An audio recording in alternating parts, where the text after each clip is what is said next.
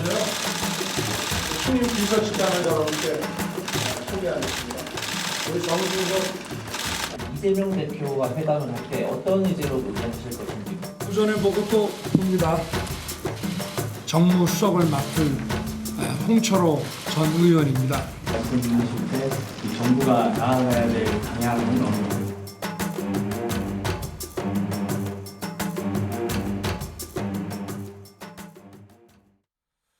자, 오늘 윤석열 대통령 그동안과는 많이 다른 모습이 분명해 보입니다. 직접 출입 기자들 앞에서 브리핑을 했는데요. 인선과 관련된 브리핑을 오전과 오후에 나눠서 했는데 각각 등장을 해서 직접 발표하고 설명을 했습니다. 그리고 질문도 받는 모습까지 아주 오랜만에 그런 모습이 나타났습니다. 자, 화면으로 소개해 드릴까요?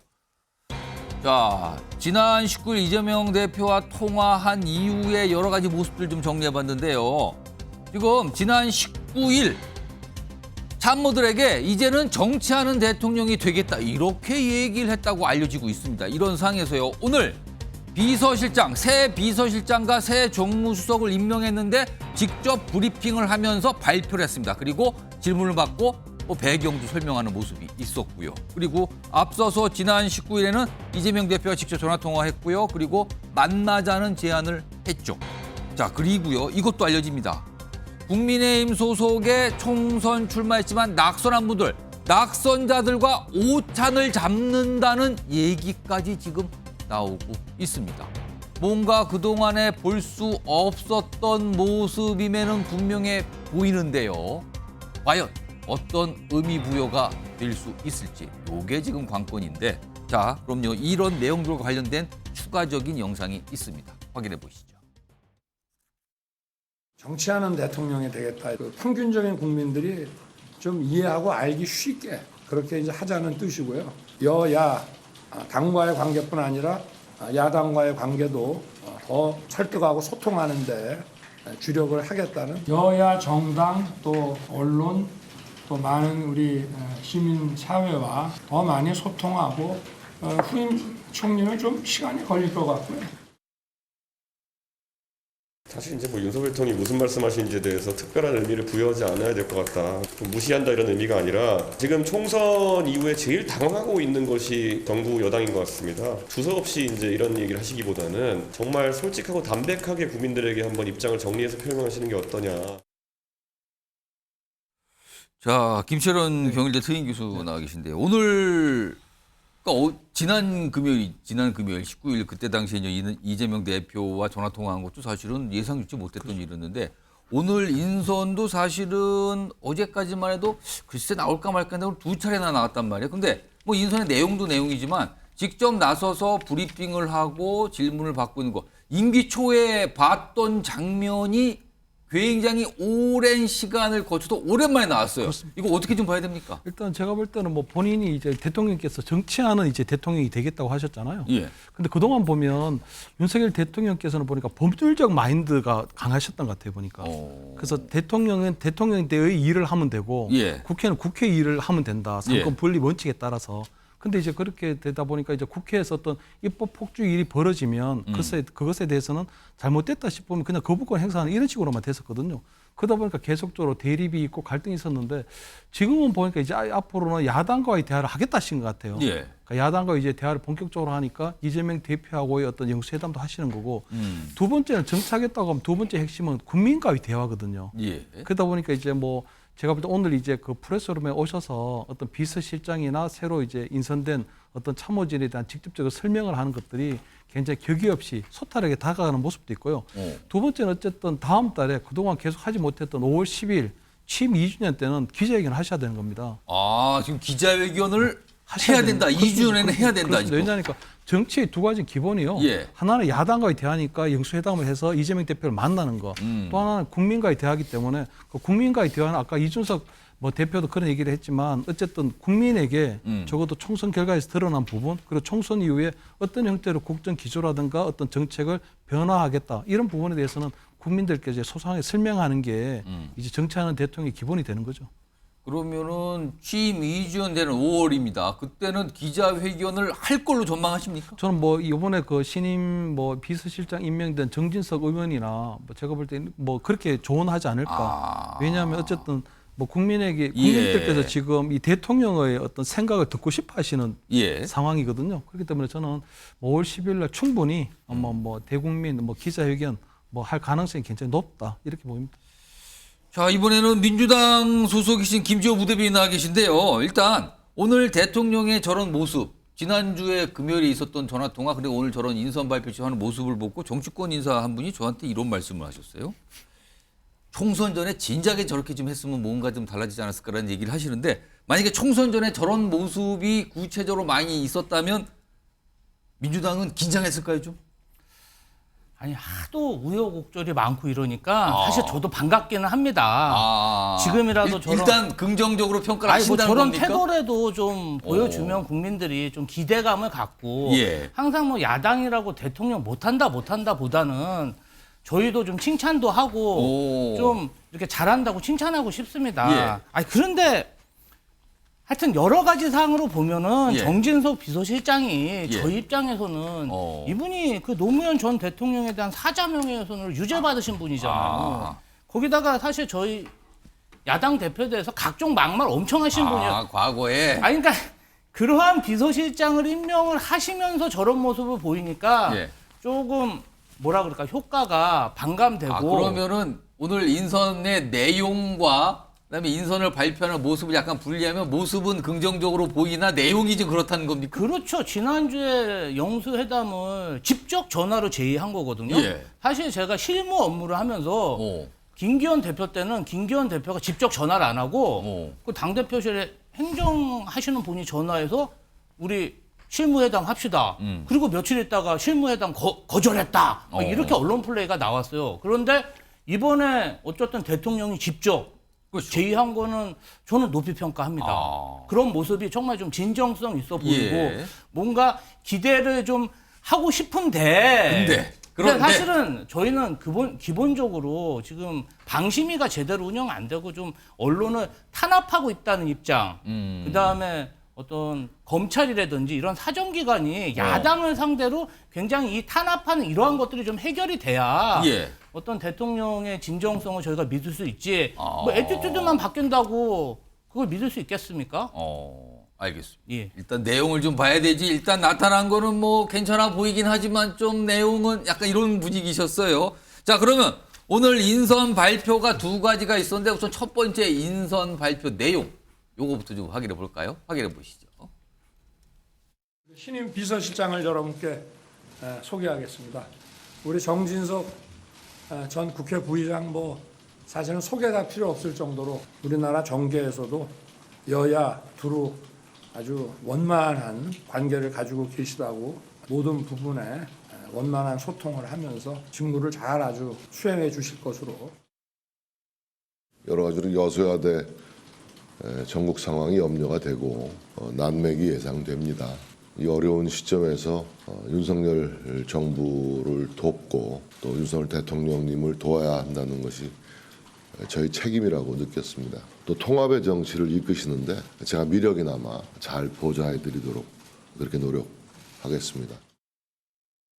자, 오늘 발표 내용이에요. 그리고 전진석 이제 새 비서실장 본인이 어떤 생각과 구상도 좀 밝혔는데 이와 관련해서 이제 민주당의 반응 나왔는데 아까 김지호 부대변인이 말씀하셨는데 민주당에서는 약간 반응이 좋지 않은 반응이 나왔어요. 좀 약간 부정적으로 평가하는. 그리고 다른 평가 내용도 좀 붙어 있습니다. 들어보시죠. 대통령 임기 3년차 윤석열 대통령께서 21일 참모들에게 이제 정치하는 대통령 되겠다는 뜻을 밝혔다는 언론의 보도가 있었습니다.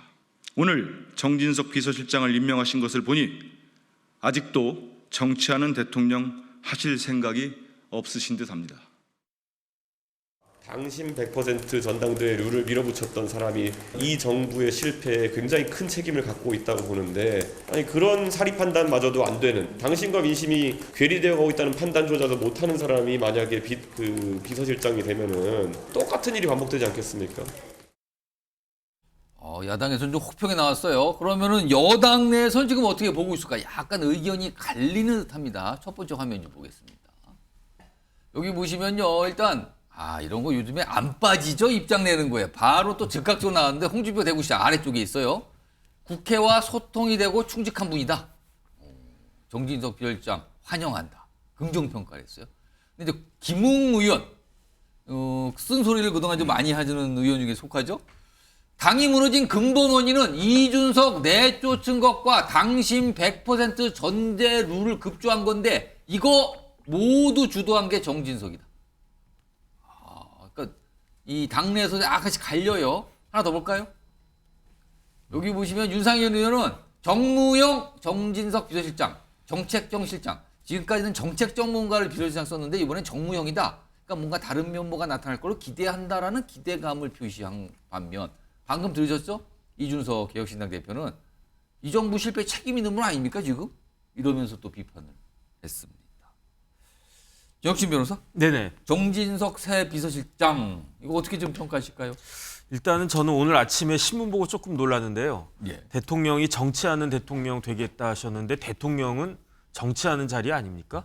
그럼 지금까지 대통령은 행정하는 대통령이셨나? 뭐 저는 어쨌든 좀 원래 정치하는 자리였는데라고 생각을 하신 거네요. 저는 그게 조금 의외였다. 그다음에 곰곰이 생각을 해보니까 지금까지 대통령 비서실장이 김대기, 이관섭 비서실장이었어요. 예. 다 정치하는 비서실장은 아니었던 것 같아요. 사실 정책 또는 행정 분야에 오래 몸담으신 분들 아닙니까? 그렇죠. 정부 관료로서 아주 탁월한 그 뭐라 그럴까 성과를 보였던 분이긴 하지만 예. 정치하는 분은 아니었고 그렇다고 하면은 대통령과 비서실장의 관계는 지금까지는 거의 상하 관계 아니었을까? 저는 그런 생각이 들었는데 대통령이 결심을 하면 비서실장 이하는 지시대로 집행을 하는. 그렇죠. 그 공무원 그 마인드 가지고 예. 깔끔하게 이제 공무원적으로 일을 하는 그런 분들을 비서실장으로 같이 일을 갖다 하다가 이번에 첫 번째로 제가 봤을 때 윤석열 대통령이 첫 번째로 정치인 비서실장을 임명한 것이 아닌가 저는 그런 생각이 들고요. 그다음에 이제 정진석 비서실장하고 윤석열 대통령이 나이도 같아요. 나이도 1960년생 같고 그다음에 정진석 그 요번 신임 비서실장은 5선 국회의원의 정무수석을 갖다 하고 국회의장 비서실장도 하고 대통령 비서실장 전에 국회의장 비서실장도 하셨고 국회 사무총장의 그 새누리당 원내대표도 하고 국회 부의장까지 하고 그러니까 정치인으로서 할 수 있는 자리는 거의 모두 했다. 제가 봤을 때 오히려 대통령보다도 정치인으로서의 경험은 훨씬 더 많은 분이 아닌가. 그다음에 비서실장 하기에는 경력이 넘친다라고 저는 생각이 들고요. 그다음에 그만큼 지금 대통령이 현 시국을 굉장히 엄중하게 그 판단하고 있구나. 저는 그런 생각을 갖다가 하고요. 그래서 지금까지의 경륜을 잘 살려가지고 예. 그 정진석 비서실장이 대통령 잘 보필해서 지금 어려운 난관을 잘 그 타개할 수 있었으면 좋겠다. 그런 바람을 가지고 있습니다. 근데 야당의 반응은 별로 그렇게 그다지 좋지 않은데요. 뭐 그거야 뭐 그러니까 저는 잘 모르겠는 게 예. 야당의 반응이 반대를 위한 반대인가 아니면 진짜 정진석 비서실장이 어떤 문제가 있는 것인가 그것까지는 전 잘 모르겠는데 예. 이 부분은 정진석 신임 비서실장의 몫이 아닌가 여태까지 본인이 뭐 이렇게 말실수한 거나 그런 거 몇 번 있었던 것 같은데 예. 이제 그럼에도 불구하고 야당과 관계를 잘 정립하고 대통령에게 야당의 뜻을 잘 그 전달하고 그러면 예. 민심을 잘 전달하고 그러면은 정진석 비서실장에 대한 평가는 바뀔 것이다라는 생각이 들고요. 어차피 비서실장이라고 하는 자리는 대통령이 임명하는 자리이고 뭐 국회의 동의나 인준 뭐 그다음에 청문회 같은 그런 것도 필요 없는 그런 자리이기 때문에 예. 어쨌든 이제 그런 것까지 다 감안해서 대통령이 임명하신 것으로 저는 그렇게 생각이 됩니다. 정기환 교수님께 제가 질문을 좀 두 개를 드릴 건데 우선 첫 번째 질문은 오늘 비서실장이 됐잖아요. 네. 그럼 아마 지금 같은 분위기에서는 국회를 좀 찾아가겠죠? 뭐 인사를 할 수 있고 의장부터 각 당의 대표를 만날 수도 있어요. 정무수석이지만 비서실장이 갈 수 있는데 정진석 비서실장은 직접 가는 분위기일까요? 저는 당연히 갈 거라고 생각합니다. 아직 뭐 확인된 건 아닙니다만 예. 오늘이 됐던 적정한 시점에 국회도 방문하고 당대표들도 방문할 수 있는 정도의 어떤 소통, 품을 가지고 있어야 된다는 게 제 생각입니다. 일단 그런 거 예상되고요. 그리고 오늘 인선이 비서실장뿐만 아니라 정무수석, 사실은 정무수석이 국회와의 관계에서 굉장히 중요한 역할을 하는 자리인데 지금까지는 굉장히 미흡했다. 그 새로운 정무수석이 뽑혔거든요. 화면 좀 보겠습니다. 홍철호 전 의원입니다. 재선 국회의원이죠. 요번에 출마를 했지만 낙선했거든요. 그리고 이제 사업도 좀 하셨어요. 여기 뭐 치킨 프랜차이즈 창업. 그런데요, 여기서 주목되는 거는 아래 두 개입니다, 지금. 2017년 대선 당시에 유승민 후보 비서실장을 했어요. 그렇다면 이게 어떻게 되는 겁니까? 친유승민계? 친유승민계라는 존재는 지금의 국민의힘 내에서 아주 간단히 말씀드리면 비주류입니다. 비주류 중에 비주류라고 할 수 있죠. 지금 당 상황에서는. 자, 그리고요, 더군다나 바른정당 출신입니다. 한번 나갔다가 들어온 거예요. 바른정당 역시 친유승민계로 꼽히는 정당이었죠. 그리고 탄핵 정국 당시 사안과도 연관이 있는 정당이에요. 이런 인물을 정무수석으로 뽑은 겁니다. 지금요. 오늘. 정인환 교수님, 이거는 어떻게 좀 봐야 되는 겁니까?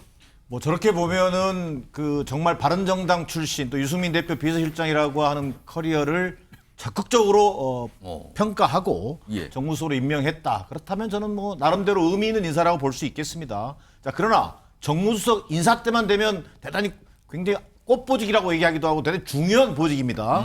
자, 그런데 문재인 정부부터 지금 이 현 정부까지 이어지는 정무수석들의 순환사는요. 예. 거의 좀 심하게 얘기하면 그냥 국회에 무슨 일이 있으면 난을 전달하는 사람 정도로 심지어는 폄하되어 오기도 했습니다. 그냥 배달자 정도 거의 아니냐? 난 배달사 아니냐 뭐 이런 얘기가 나올 정도였어요. 왜? 그만큼 존재감이 없었다는 얘기예요.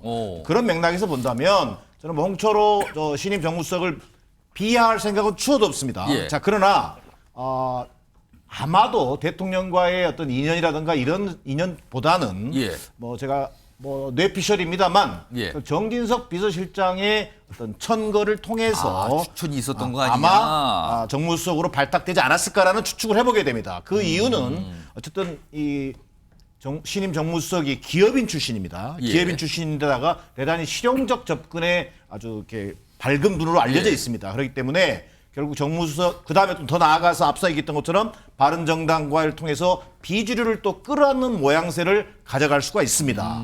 그런 맥락에서 본다면 정진석 비서실장과 콤비를 이루어서 아마 대여 관계 또 예. 대야 관계에 있어서 아주 훌륭한 어떤 심부름꾼 역할 또는 어떤 파수꾼 역할 예. 뭐 이런 것들을 기대한 것으로 평가해보고 싶습니다. 자, 그러나 우리가 윤석열 정부의 정무수석 2명 지금 벌써 거쳐갔습니다. 예. 이름 기억하십니까? 잘 기억 안 납니다. 그만큼 역대 정부에 비하면 예. 정무수석의 존재감이 굉장히 쪼그라들어 있다. 이것을 정치를 하겠다고 이미 말씀하셨기 때문에 비서실장, 정무수석 콤비를 잘 이루어서 대여, 대야 관계에서 좀 새로운 지평을 열어가기를 기대해 보겠습니다. 요거 마지막으로 김철우 교수님. 네. 홍철호 전 의원의 정무수석 임명을 유승민 전 의원과의 관계와 연관지어서 보면 너무 좀 지나치게 확대 해석하는 걸까요? 저는 뭐 굉장히 확대 해석되고 있다고 봅니다. 오. 왜냐하면 지금 사실 국민의힘 안에서 예. 유승민계는 거의 소멸했거든요. 어. 왜냐하면 지금 보면은 서울 아까 나왔던 그 김웅 의원도 이번에 공천을 못 받았고요. 그렇습니다. 지상욱 전 의원 같은 경우는 불출마했고요. 예. 대구에 있는 그 류성걸 의원이나 김희구 의원들도 다 공천을 받지를 못했거든요. 그렇기 때문에 지금 유승민 의원조차도 예. 사실 이번 총선에 공천 신청을 하지 않았고 예. 그렇기 때문에 지금은 어떤 유승민계가 있다 없다 이렇게 보는 게 아니고 저는 이제 뭐 홍철호 전 의원이 보면 어쨌든 나름대로 뭐 정무의 일각에 있는 분은 아니거든요. 정무의 일각에 있는 분은 아닌데 예. 제가 볼 때 어쨌든 정진석 비서실장이 신임 비서실장이 전체적으로 아마 대국회 관계 대야 관계 그리고 어떤 국민의힘하고의 대여 관계 전체를 아마 조율하기 때문에 아마 저는 홍철호 전 의원 같은 경우에는 홍철호 이제 신임 정무수석 같은 경우에는 그냥 그 이 정진석 비서실장을 좀 보좌해서 하는 그런 역할을 하지 않을까 저는 이렇게는 보입니다. 그러니까 이 정진석 새 비서실장의 이른바 픽 아니냐 이건데, 예, 김주호 부대변인. 이걸 이렇게 보시면 됩니다. 이 대통령이 예. 좀 비서실장은 나랑 가까운 사람을 좀 쓴 거고 그렇고. 정무수석은 나랑 좀 거리는 있지만 예. 어떤 비주류나 예. 원외 지역위원장들이 좀 편하게 가서 말을 할 수 있는 사람.